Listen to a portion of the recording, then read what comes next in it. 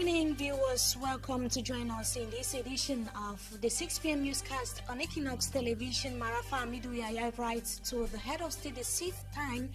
He urges that the Senate should reflect the population of the 10 regions in the country. And also in this newscast, experts in tourism say that the sector needs attention and more finance, plus a fake gendarme officer caught in the town of Ebolova.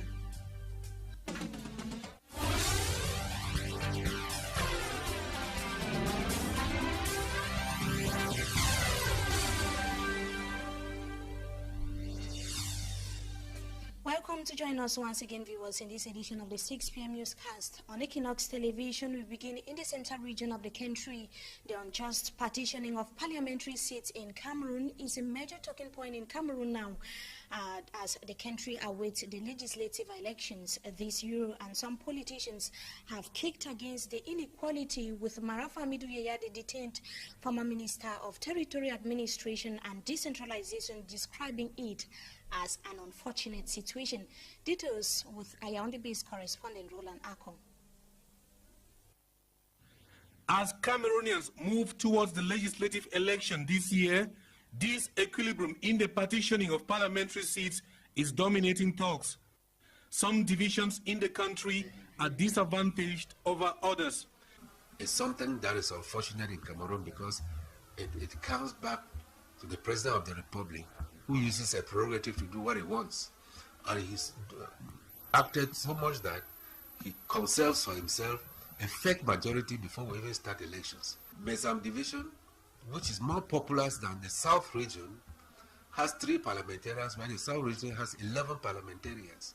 This is unfortunate. You have, for example, the department of Ja Elobo, who have 4 deputies, and you have the department of Mofu Afamba, who have just 2 deputies. That is just the strategy of the CTBM. Mr. Biya is breaking no rules. As the 1992 law says, divisions constitute constituencies. However, the president uses his prerogative to create other constituencies having regard to circumstances. Biya will create any majority he wants at any moment. If he sees a small area where he thinks that if he carves it out, the opposition will not be able to win in that place, he will make it a constituency. It's just a strategy of CPDM to have every time and everywhere the majority in our parliament. The disproportion in parliamentary seats is one of the huge issues in the seat letter of former Minister Marafa Amidu Yahya, who is serving a 25-year jail term in the Yaoundé Detention Center. And just to add, the detained former Minister of Territorial Administration and Decentralization, Marafa Amidu Yahya, equally touched the just and the senatorial elections in the country, where he said that the head of state should redistribute electoral constituencies and also make them reflect the population of the various regions in the country. Meantime, reports say the toppled president of the Central African Republic, Francois Bozize, who was seeking refuge in Yaoundé, has left the country, and his destination is yet to be confirmed amidst talks of how he left to attend an international religious conference. A Yaoundé-based correspondent once again tells us more in the following report. The departure Sunday of Francois Bozize from Cameroon follows an international warrant of arrest issued against him. The international warrant of arrest issued by Michel Djotodia, the new president of the Central African Republic, is over several crimes committed by the former president of the Central African Republic during his reign since 2003. The international warrant of arrest also comes after pressure from authorities in Bangui and N'Djamena for authorities in Yaoundé to send away Bozize Francois from Cameroon. Mr. Bozize and wife allegedly left Cameroon on board the Kenyan Airways to Kenya. Bozize arrived Cameroon March 25, running away from the fury of Michel Djotodia's regime, which toppled him March 24. After a brief stay at the Yaoundé Hilton, he took up residence at the Yaoundé VIP Golf Quarter, from where an international warrant of arrest is forcing him to pack out of Cameroon. And stakeholders in the tourist sector in Cameroon have said the activities are being impeded by lack of finance and interest on the part of the population. Some also complained that the government is doing very little to ensure that the sector meets international standards. And they were speaking on the sidelines of the 7th edition of the day set aside to celebrate or to observe responsible tourism. Details with Hansen Chanji. These are people who form the tourism sector in the country. They engage in diverse forms of tourism, while some are on historical and cultural tourism with rituals, lifestyles, customs and tradition of the people of Cameroon. Others focus on art and craft. One of these touristic centers is the Nkolandom Center, located 18 kilometers away from Ebolowa, in the southern part of Cameroon. It has a beautiful scenery full of nature and green field. These touristic sectors in the country, in spite of the arithmetic progression, have decried the lack of support from the government. Of course, we had some setbacks. Of course, we had to rearrange some stuff. But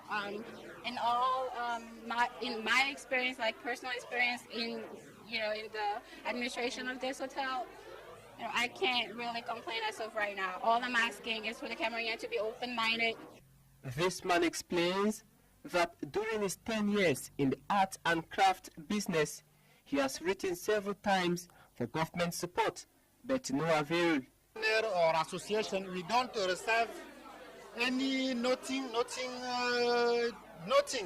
The tourism sector in the country is said to be paralyzed mainly by financial difficulties, the lack of will by Cameroonians to actively participate in the sector.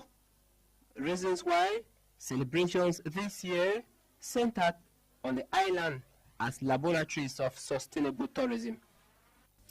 As indicated in the report that just ended, it is also observed that the sector is still to be of interest to many Cameroonians, and some city dwellers who spoke to a reporter for Hansen Chanji blamed the situation on the poor state of most of the tourist sites. His report once again. Tourism experts hold that those with higher socioeconomic status are more exposed to touristic sites, while those with lower socioeconomic status can hardly even know the names of some touristic sites in Cameroon. This group of people hold that the expensive nature to travel to and enjoy facilities of this site make it difficult for them. This dweller resident explains that years back, touristic sites were cheap to visit, but these days, their expensive nature, coupled with chronic economic crisis, does not make things favorable for an average Cameroonian to engage in visiting these sites. Some of these areas are even inaccessible. For instance, to go to Nkolandom, one needs to take an 18 meters distance on the road from Ebolowa and Bamekomo. Areas such as the Raza Park, the Limbe Botanic Garden, Eboku and others are only convenient for inhabitants of these areas and tourists from abroad. A 25-year-old man in the town of Ebolowa in the south region of the country falls into the dragnet of security forces in that part of Cameroon, and this is after he is said to have posed as a gendarme officer, and he was arrested in possession of military boots, uniform, as well as badges. Details with Staff Lady Anabila. This 25-year-old guy has been passing for a gendarme officer in Ebolowa, precisely in a quarter called Makalat. It is still unclear how he got the badge worn only by gendarmes and inscribed on it the name Samuel Ta. He also had boots on, worn only by presidential guards. A fake gendarme was uncovered after he brutally got involved in a fight with a true gendarme officer in a bar. As I waited, a gendarme got in and greeted and called my name. After a dispute, we began fighting, and then the others were alerted. The CEO for Ebolowa 1, Chamberlain Dong, says time is up for thieves who have been terrorizing or disturbing the peace of the locals.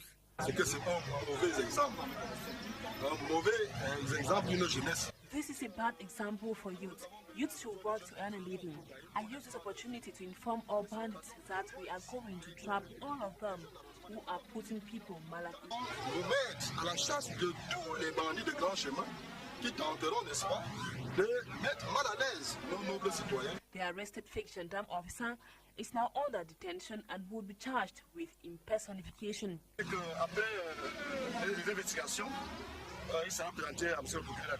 And the investigations continue to determine the actual reasons for his action. And another criminal case is that of the young man who is believed to have beheaded the father in Boya Southwest region of the country, who is due to appear before judges of the Boya Court of First Instance tomorrow. Matute Gabriel, who is reported to have pleaded not guilty, has been charged with capital murder, and preliminary reports on the contrary revealed, however, that the accused had admitted killing the father on that fateful day. Meantime, medical officials in Boya will remain in that part of Cameroon are recommending frequent keep fit exercises in order to curb the increasing rate of cardiovascular diseases. They were speaking during the National Physical Education Day that took place at the weekend in that part of the country. Details with Aboyabi's correspondent Derek Chato. Health officials of the Southwest region say patients diagnosed of obesity, hypertension, and diabetes have increased lately in the region, and one of the factors causing these cardiovascular diseases is the absence of regular physical exercise. In honor of the 2013 edition of National Physical Education Day, sporting activities were organized in the region, during which the Southwest Regional Delegate of Sport and Physical Education, Mr. Ekema Abel, explained the significance of this year's theme. Physical education and health for all at the dawn of emergence. You cannot have an emergent nation. We cannot become an emergent nation, country, if we don't have a healthy population.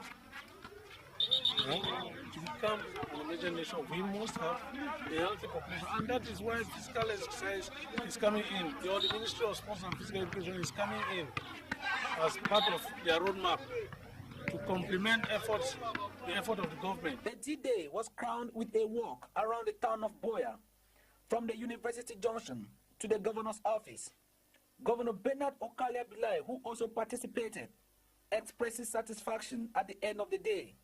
To some authorities of the region, regular physical exercise should be encouraged. The presence of traditional dances made the picture more attractive. I will say here that the dance is the mother of all sports. An award of participation certificate sent all present going home smiling. Thanks indeed, Derek Jato, for that report. On this note, we take on sports. Football reports a Lions team coach Samuel Etofis is suffering from injuries he sustained during a club game that took place at the weekend, precisely on Saturday, and he would therefore not be present in the Lions' upcoming encounter against Togo and the Democratic Republic of Congo, billed for this June 2013. Meantime, Folke Finke has officially taken over as coach for the Indomitable Lions of Cameroon. The German-born will take the Lions to Ukraine, who took the Lions to Ukraine, saw the team coming out 0-0 tie with Ukraine. That was yesterday evening. And that does it for this segment of the news. Up next is Talking Point.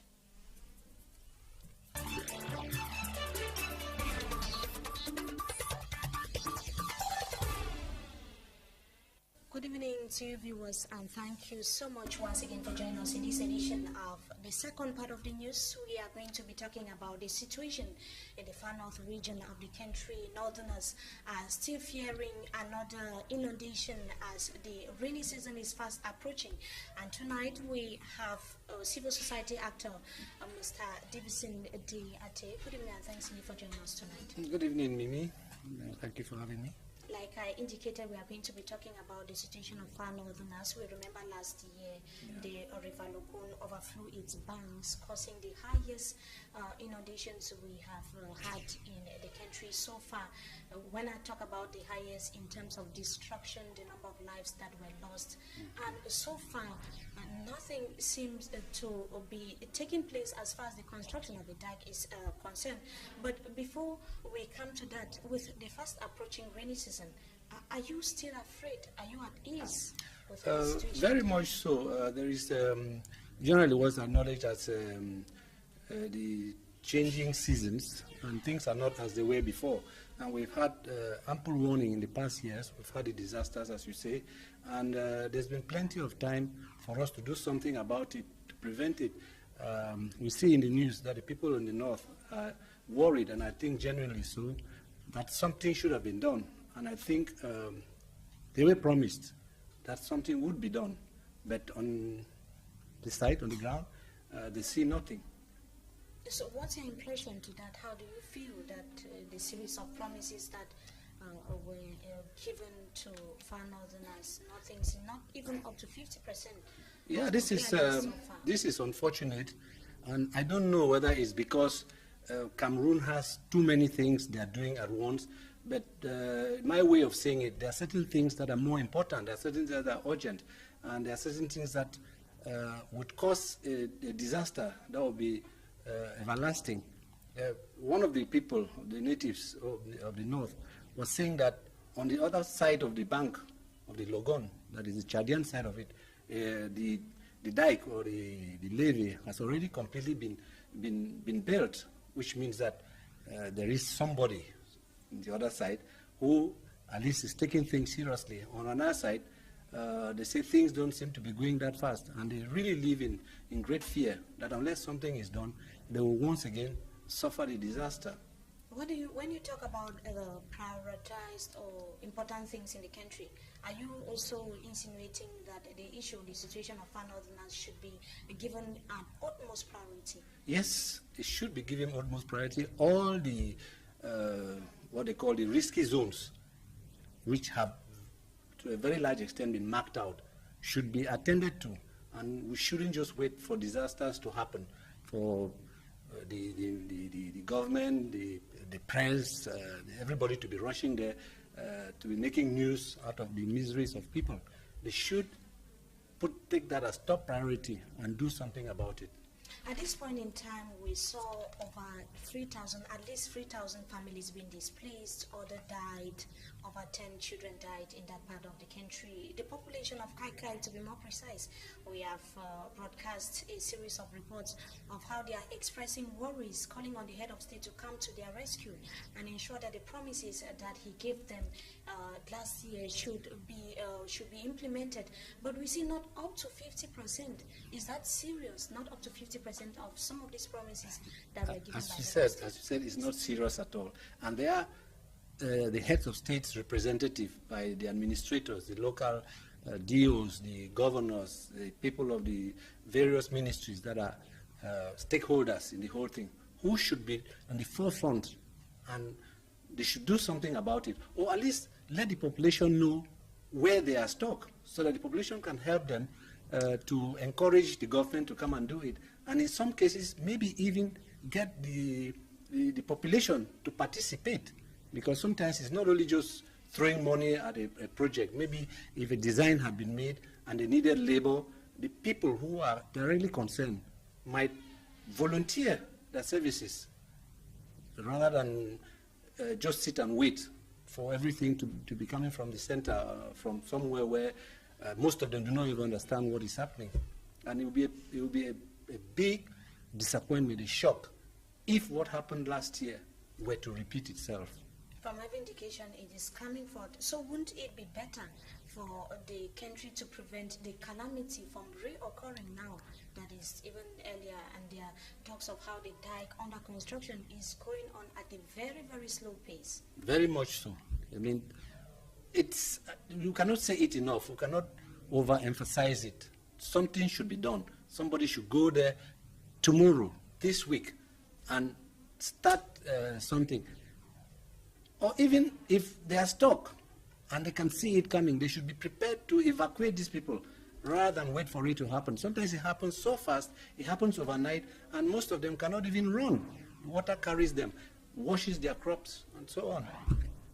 So you're proposing that they should evacuate the people? Is that going to be... If they really cannot build the dike, the solution will be to build the dike. That is the permanent thing to do. But if at this moment they see that they cannot do it, then they should make that emergency plan. One thing that could have helped is the ability to be able to predict the weather. But from all indications, we hear all the meteorological stations closing down. I mean, I cannot understand. It is not acceptable with a country where there is no work, where the people are very much educated, where all we need is just the impetus, the push for things to be done. How can we let our meteorological situation go so bad? There's a whole ministry in charge of that, at least a department in the ministry in charge of that. They are trained people up to university levels. They should do their work. An indication that if the centers are available in the country, do you think that is going to curb the... It would enable us predict, foresee, and plan accordingly. You know, if we do not know that there will be rain overnight and that this rain will cause flash floods, then we cannot do anything about it. We will only be selling after the market when it has come, done its disaster, and is gone. Then we say everything is in place. The training is there, the people are there, but the equipment is lacking, the follow-up is lacking. Even at the level of the various regions? Especially at the various regions, because I would like to think that there is a director for meteorology well lodged in Yaoundé, has his own personal budget, earns a salary. But what is he doing in Yaoundé? He should spread his people around the country. There should be indicators that will help him know where things are likely to go wrong. And he should put things in place to prevent it. Especially reinforce their efforts more to maybe in the far north region of the country where... The far north region, and that one we see because we do and we talk about very much because something happened last year. But there are very many regions like that in the country. Yes, it also took place in Babesi, in the northwest Babesi, region, in the northwest. The east region of the country. There were inundations there as well. And coupled to that, the head of state also promised the creation of a special fund to manage disasters in the country. We see that not happening. He makes the promise, but he's not the one to sit down and do it. There should be people to follow up. And if they are stuck somewhere, to cry out. Are you blaming those working, yes. or the head of state himself? No, I think he's made all the necessary noises, he's shown all the necessary indications, he is willing to help, but there should be people to follow up. He's got so many things on his table that unless there are people following up in their various sections and letting him know where things are stuck, where the finance is missing, where the training is not there, where the equipment is not there, he cannot follow up. But at some point in time, the head of state is not supposed to wait just for his collaborators. We are talking about the lives of so many people here. We are talking about their living conditions. We are talking about their education and everything. That's true. The buck stops at his desk. In the final analysis, he will be responsible. But again, he must work with collaborators. Collaborators must take their responsibility. They mustn't go to sleep. And if they are stuck, as I say, they should let the population know. They shouldn't let the ministries know. They should say where they are stuck. And I think in some cases, this is a suspicion on my part, they just are not doing their work. So they too, like the population, are taken by surprise. The things happen normally. I don't know, 3 years, 10 years, nothing happens. Then suddenly something happens. But that's not life. To you, there is the need for constant follow-up and also... Especially for the people who have been trained and put in position to do that. And also that something should be done to those in the far north region. Yes, the far north region. But don't go too far because even in Douala here, we have zones that are at risk. When the rain falls every night on equinox, they will follow it very much. Somebody has been buried by mud. Others have been swept away, little children especially, by rivers. Houses have been taken away by flash floods. So it's all over. That's what I'm trying to say.